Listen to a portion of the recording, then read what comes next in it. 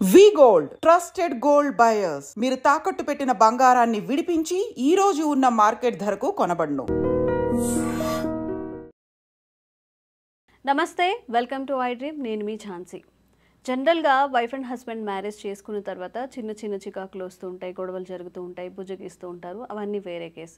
ఒక మనిషిని చంపే లెవెల్లో కూడా ఇప్పుడు మనం చూస్తున్నాము. చంపడం తర్వాత మళ్ళీ దాన్ని కుక్కర్లో పెట్టి ఉడికించడం, ఇలాంటి సైకిక్ రియాక్షన్స్, ఈ సిచ్యువేషన్స్ అన్నీ జరుగుతున్నాయి సొసైటీలో. నిజంగా ఒక మనిషిని చంపి మళ్ళీ ఏదో వంటకం చేసినట్టు దాన్ని వండించి ఇంత క్రూయల్గా ఎందుకు బిహేవ్ చేస్తున్నారు, ఇంత సైకిక్గా ఎందుకు మారుతున్నారు? ఈ టాపిక్స్ అన్ని డిస్కస్ చేద్దాము. ప్రస్తుతం అంతా ఉన్నారు మోటివేషనల్ స్పీకర్ ఇంకా హెచ్ఆర్ లీడర్ శ్రీలత గారు. నమస్తే అండి. నమస్తే Jhansi, thank you for inviting me. Ma'am, ఆ సిచ్యువేషన్ జరిగినప్పుడు అది నిజం కాదేమో, జనరల్గా క్రియేట్ చేసి కొంత కంటెంట్ వస్తుంది కాబట్టి యూట్యూబ్లో అలాంటిదే అని అందరూ అనుకున్నారు. ఎప్పుడైతే పోలీస్ స్టేట్మెంట్స్ ఇవన్నీ వస్తున్నాయో నిజంగా ఒక మనిషి ఇంత క్రూరంగా బిహేవ్ చేయగలుగుతాడా? అంటే లా మీద కానీ, పోలీసుల మీద కానీ, చట్టాల మీద కానీ ఎలాంటి భయం లేదు, కేవలం అనుమానించి మాత్రమే ఇలా చేశారని చెప్తున్నారు. మరి ఇంత క్రూరంగా బిహేవ్ చేస్తున్నారు అంటే దాని వెనక కొన్ని కామెంట్స్ ఎంత విచిత్రంగా ఉంటున్నాయంటే, తనెంత బాధపడి ఉంటే అలా చేశాడు అని చెప్పి అతనికి సపోర్ట్గా కూడా మాట్లాడుతున్నారు. ఈ కామెంట్స్ చేసే వాళ్ళ మనస్తత్వం, అలాగే చంపిన వాళ్ళ మనస్తత్వం ఇంత క్రూరంగా ఎందుకు మారుతున్నాయి అసలు? మీరు చెప్తే నాకు విననికి కూడా శక్తి లేదు. It's so horrible to even listen to it. మీరు కాక్రోచ్ లేకపోతే మస్కిటో చంపినా కూడా మనకు చాలా సాడ్గా అనిపిస్తుంది. ఆ మనుషుల్ని ఎలా చంపుతున్నారు, నాకు విననికే భయంకరంగా ఉంది. ఇప్పుడు జంతువులు తీసుకుంటే ఝాన్సీ, టైగర్ అన్న, లయన్ అన్న, కార్నివోరస్ యానిమల్స్, వాళ్ళకి ఆకలేస్తే చంపి తింటారు. లేకపోతే కడుపు నిండినాక ఆ డియర్ అక్కడ ఉండే కానీ చంపరు. కానీ మనుషులు జంతువు కన్నా ఇంకా భయంకరంగా నడిపిస్తున్నారు. అవును, నాకు వాళ్ళకి సైకాలజీ ఏంటి అని అర్థమవుతలేదు. ఇంకో కేసు మీరు చెప్పినట్టు ఒక 6 months 8 months బ్యాక్ అయింది. ఈ అబ్బాయి ముస్లిం అబ్బాయి, ఈ అమ్మాయి హిందూ అమ్మాయి ప్రేమలో పడ్డారు. ఒక 8 months 1 year తర్వాత ఈ అమ్మాయి ప్రెషరైజ్ చేసింది పెళ్లి చేసుకుంటామని. ఒక 2-3 times అడిగినప్పుడు ఈ అమ్మాయిని అగైన్ చిన్న చిన్న పీసెస్గా కట్ చేసి ఫ్రిడ్జ్లో పెట్టాడు. ఒక 1 week 10 days. అలాగే ఎలా చేస్తారో నాకు అర్థం కూడా అవుతలేదు. వెంటనే మనకు ఎంత భయంకరంగా అనిపిస్తుంది, ఏడుపు కూడా వస్తుంది. వాళ్ళ సైకికే మీరు చెప్పినట్టు టోటల్ సైకిక్స్. బికాస్ నాకు వేరే ఏం వర్డ్ యూస్ చేయాలో అర్థం కూడా అవుతలేదు నాకు. ఇలాంటి కేసెస్ని ఫస్ట్ అండ్ ఫార్మోస్ట్ మన judiciary is very very slow. Law అయినా జ్యుడిషియరీ అయినా చాలా స్లో ఉంది. ఒక కేసు, ఇలాంటి కేసెస్ ఎస్పెషలీ ఇలాంటి కేసెస్ అయినాక, ఇంకో కేసు ఏంటి, కాల్కటా ఆర్జికర్ మెడికల్ హాస్పిటల్, ఆ అమ్మాయిని రేప్ చేసి చంపేశారు. ఇలాంటి కేసెస్ అయినాక వెంటనే ఫాస్ట్ ట్రాక్గా చేసి వెంటనే ఆ అబ్బాయిని హ్యాంగ్ చేయాలి. I don't even think they should be in life imprisonment. వాళ్ళని హ్యాంగ్ చేయాలి. అప్పుడే జనాలకి కొంచెం అన్న భయం వేస్తుంది. అవును, బట్ అన్ఫార్చునేట్లీ మన ఇండియాలో అది పాసిబుల్ కాదు కదా.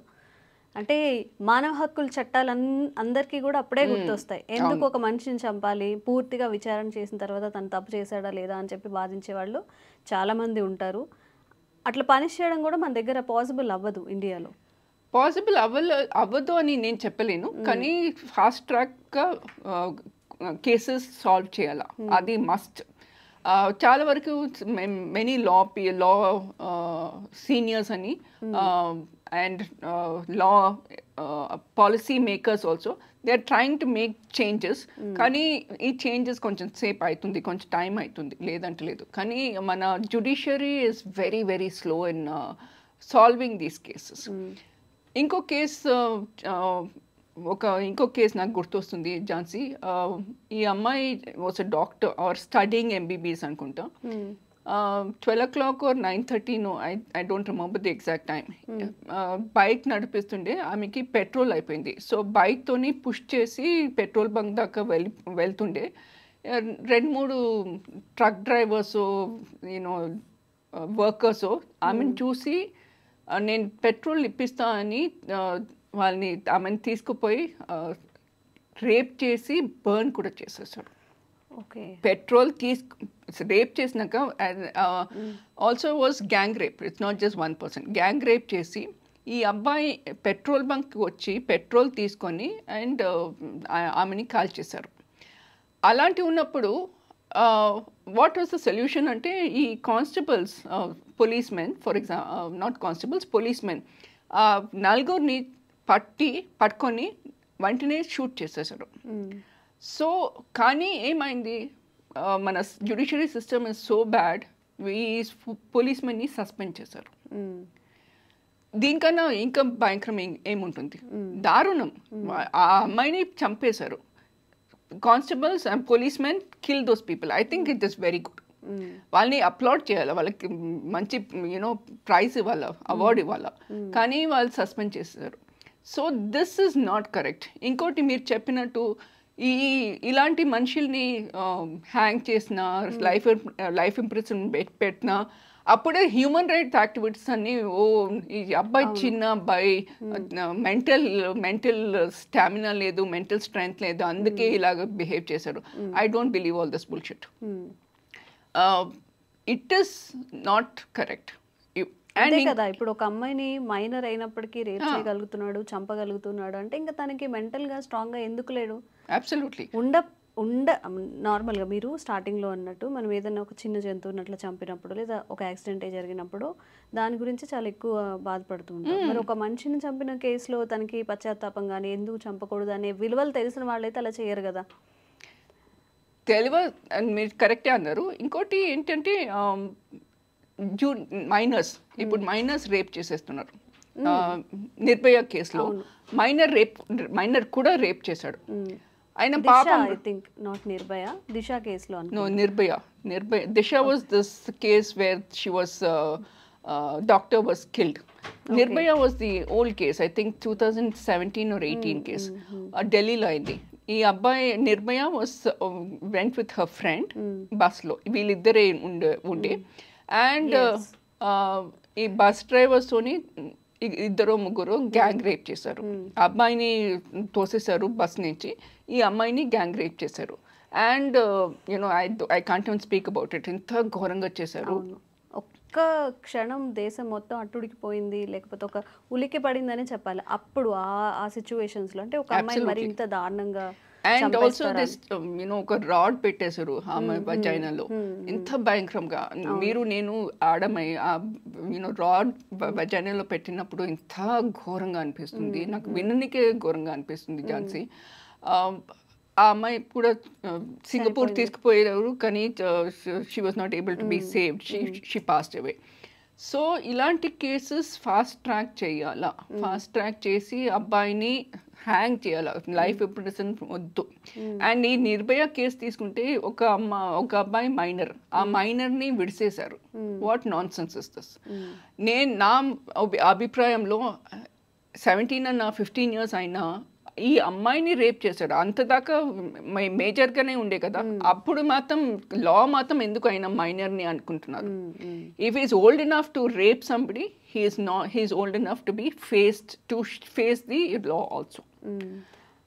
ఇంత క్రూయల్గా ఉంటున్నారు. నార్మల్గా మనం మ్యారేజ్ చేసుకునేటప్పుడు జనరల్గా పేరెంట్స్ చెక్ చేసేది వాళ్ళు చెప్పిన డీటెయిల్స్ అన్ని కరెక్ట్గా ఉన్నాయా, జాబ్ ఉందా, అత్తమామలు ఎలా ఉంటారు, ఇలా ఇంతవరకే మాత్రమే మనం చెక్ చేయగలం.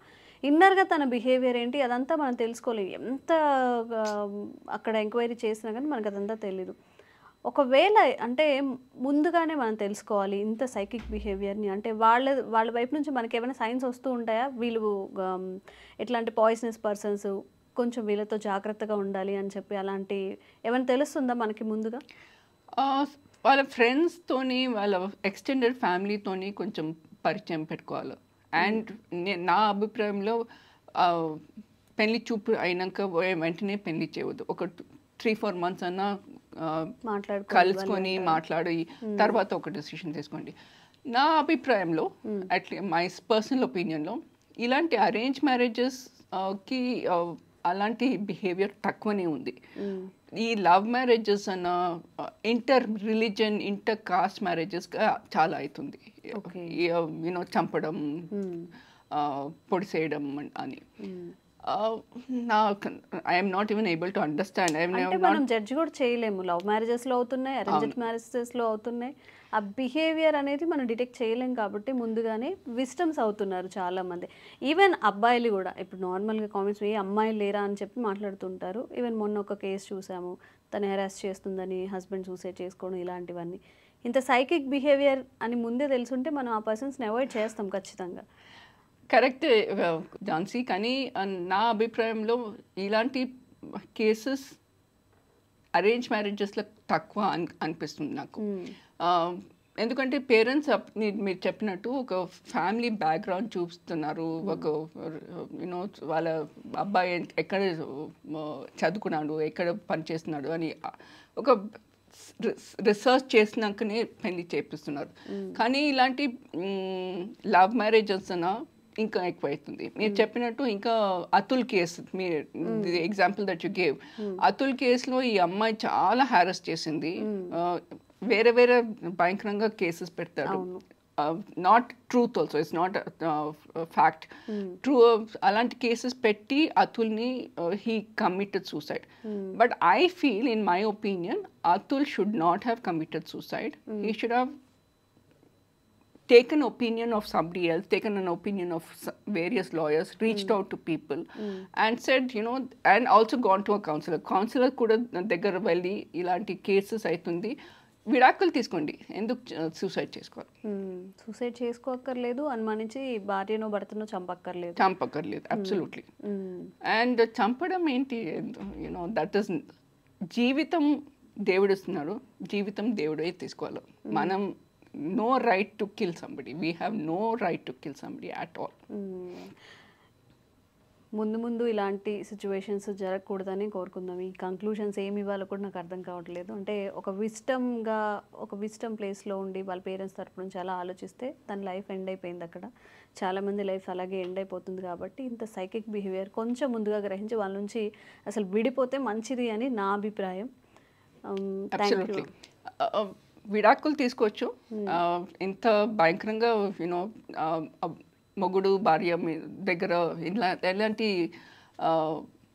అన్కంఫర్టబుల్ బిహేవియర్ ఉంటే విడాకులు తీసుకోండి. ఇంకోటి, జనాలు ఎస్పెషలీ బాయ్స్, యంగ్స్టర్స్ రేప్ ఎందుకు చేస్తున్నారు? మీ ఇంట్లో కూడా ఒక అమ్మ ఉంటుంది, ఒక చెల్ల ఉంటుంది, ఒక అక్క ఉంటుంది. ఆమె కూడా ఎలాగ చేస్తే ఎలాగ బిహేవ్ చేస్తారు? ఒకవేళ ఆ థాట్ ఉంటే ఎవరు ఇలాగ చేయరు.